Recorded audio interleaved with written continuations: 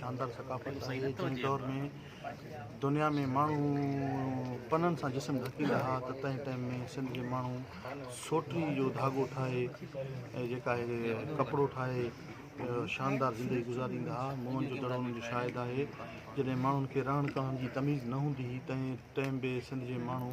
आलीशान महिलातनि बंगलनि में जेका आहे अंडरग्राउंड गटर ड्रेनेज सिस्टम उन्हनि वटि हो ऐं दुनिया जे अंदरि अञा जेका आहे त कन्वेंस जो तस्वर बि न हो त उन टाइम बि सिंध जे माण्हू गीतो ईजाद करे दुनिया खे हिकिड़ो कन्वेंस जो मसइलो हल कराए ॾिनो। हीअ असांजी तमामु शानदार जेका आहे सकाफ़त आहे तहज़ीब बि असांजी तमामु जेका आहे तमामु पुराणी रही आहे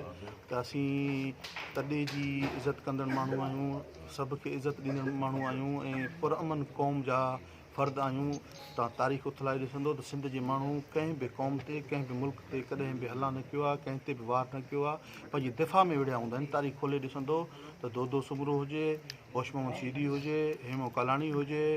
सभई जेके बि शहीद आहिनि उन्हनि सभिनी पंहिंजे वतन जी दिफ़ा जे ख़ातिर जंग लड़ियो उन्हनि जाननि जूं कुर्बानियूं ॾिनियूं आहिनि। पर इहो तव्हांखे तारीख़ में कॾहिं बि न मिलंदो त सिंध जे माण्हू कॾहिं कंहिं ते हमिलो कयो आहे या सिंध जो माण्हू को तालिबान हुजे या मज़हबी इंतिहा पसंद हुजे। सिंध जो माण्हू सूफ़ी माण्हू आहे उनजो मिज़ाज सूफ़ियत आहे जिते जेका आहे असर आहे तमामु सचल साईं जी तमामु हिकिड़ी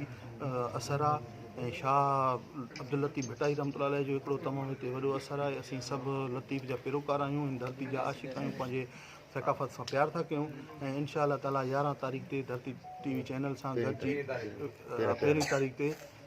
धरती टीवी चैनल सां गॾिजी हज़ारनि जी तादाद में रोडनि ते अची पंहिंजी सकाफ़त सां प्यार जो इज़हार कंदासीं।